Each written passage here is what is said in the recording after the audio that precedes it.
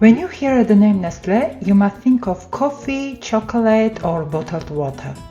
But here's the thing, Nestlé is much more than Nescafe and Kit Kat. It's a 100 billion empire that reaches into almost every kitchen, supermarket and even into health science and medical nutrition. They operate in 188 countries, yes, almost the entire globe, and have more than 2,000 brands. Many people don't realize that the same company selling you your morning coffee is also feeding your cat, providing your baby's nutrition, and bottling the sparkling water in your fridge. Nestlé's story began in 1867 in Switzerland, when German-born pharmacist Henry Nestlé created farine lactée, a powdered mix of milk, wheat flour and sugar to help feed infants who couldn't be breastfed. His invention saved lives at a time when infant mortality was high, and the product quickly spread across Europe.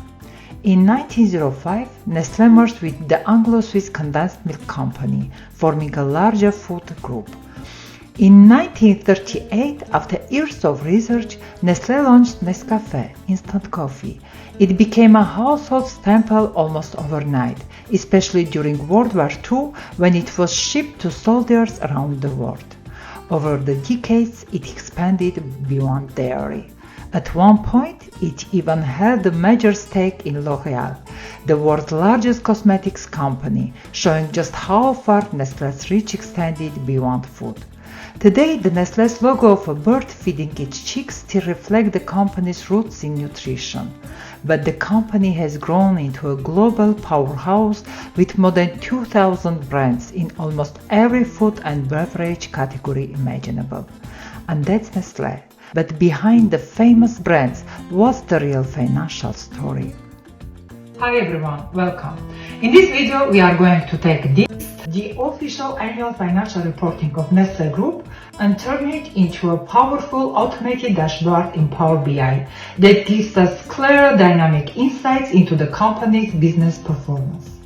Whether you are a financial analyst, a business owner, or simply someone looking to level up your reporting skills, this walkthrough will show you how to go from static financial statement to a fully interactive dashboard, where you can quickly assess the key indicators, spot trends, and make better decisions.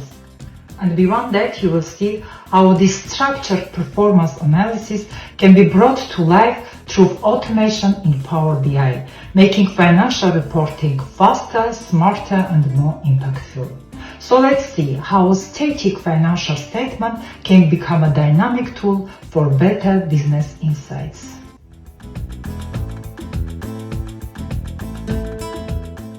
Many people who start financial analysis feel lost. They don't know where to begin or what the real objective is. The risk is ending up with a list of KPIs and descriptive comments that are unconnected and don't really explain anything. A financial analysis is an investigation that must be carried out in a logical order. So financial analysis is not about producing isolated comments, but about building a logical investigation. Just like detective, we look for clues, check consistency, and draw conclusions about both strengths and risks. That's the real value of analysis, turning data into insights.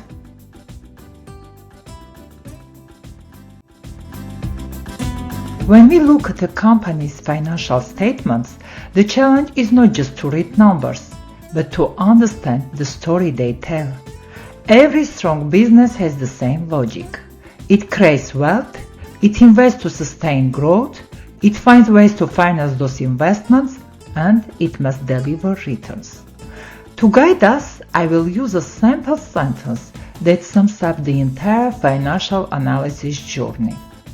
Wealth creation requires investments that must be financed and provide sufficient return.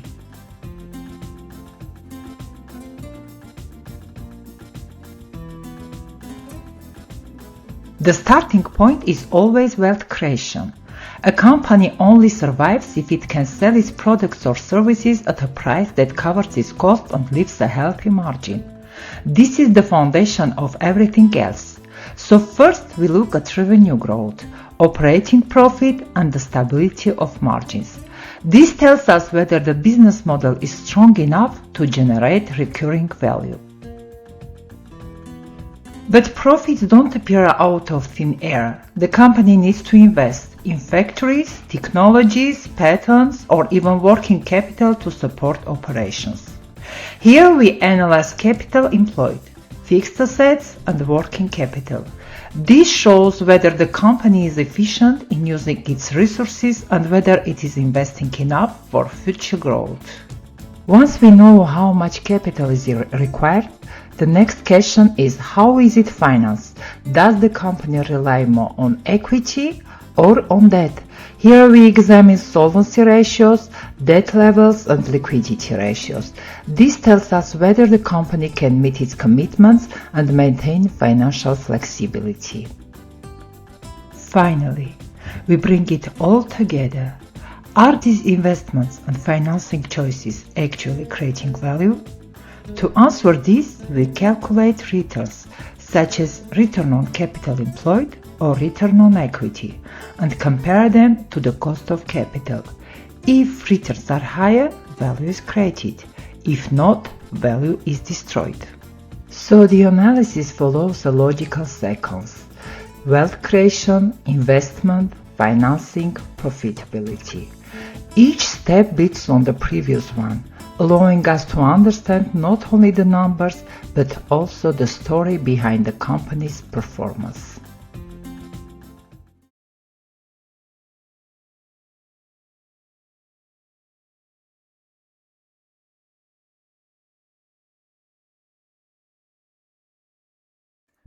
Now that we have laid out full financial analysis framework from wealth creation, investing, financing, profitability, let's bring it to life in Power BI. The data in this reporting comes directly from Nestlé's annual financial reportings available in Nestlé's official website, as it is the case for any listed company. I've extracted financial statements, income statement, cash flow statement, balance sheet from these annual reports, as well as supported notes, and I have integrated them directly into Power BI. With this verified source data, I built this performance analysis reporting that we will see throughout this video. Let's start with income statement, the core of any financial analysis. And here we can not only see the amount of turnover, operating expenses, operating profit, but also thanks to Power BI we can compare each year historically. I have integrated the data since 2018, starting from 2018, and with this filter we can select the year that we want to analyze or compare. At the bottom, we have also value units filter that allows us to display data in millions, in thousands, or in absolute value without any unit scaling. So at the top, we see turnover amount. Moving down, we can see operating expenses, cost of goods sold, selling, distribution, marketing, research and development. Further, we have trading operating profit, and after other operating income expense, we have operating profit. The difference between trading operating profit and operating profit is non-recurring items. Trading operating profit reflects the company's core business activity, excluding non-recurring exceptional items. Other trading expenses relate to costs rising from normal business operations and remain under the control of operating segments, such as restructuring or assets impairments. Other operating expenses, on the other hand, capture exceptional, strategic or non-recurring items, including goodwill, impairments, business disposals, and external events beyond management's operational control. In this financial analysis for Nestlé, I used trading operating profit as EBIT because it gives us cleaner view of the company's core operating performance. but at the same time I keep operating profit to be consistent with the company's financial statements. So let's move to the next page. The balance sheet, the financial position of the company. Here also we have ability to track the movement of each line historically, which helps us understand how Nestlé's asset base and liability have developed year after year. As in any traditional balance sheet, on the one side we have what the company owns, fixed assets, current assets, total assets, and on the other side how it is financed, the equity and debt, on total liability and equity amount. So with Power BI, this is not just static accounting view, but this becomes analytical tool where structure and stability can be tracked dynamically year over year. Let's move to the capital employed balance sheet. Capital employed balance sheet, what is this? Here I have taken a step further by transforming the traditional balance sheet into capital employed balance sheet. In capital employed balance sheet, on the one side we present the capital employed, that means fixed assets, working capital, and on the other side the capital invested to finance this employed capital. That means equity, net debt, yes, provisions. This framework is essential because it sets the stage for measuring efficiency of the company, how well Nestlé turns its invested capital into return. Later, we will use also this view to calculate value creation indicators such as return on capital employed, return on equity, or economic value added, which tells us whether the company creates value for its shareholders. The next cash flow statement, and here as we can see we have our cash flow from operating activities, again with possibility to track year over year, cash flow from investing activities, cash flow from financing activities, and of course at the end cash at the end of the year. So with income statement, balance sheet and cash flow statement, and also capital employed balance sheet, we have set the foundation. But financial reporting becomes truly powerful when we start analyzing the company's key performance indicators that explains the company's result and strategy. To make it insightful and structured, we will look at Nestlé's performance in 4 main dimensions: wealth creation analysis, investment strategy, financing strategy, value creation analysis. Let's explore them one by one. In the next video, we move from structure to wealth creation.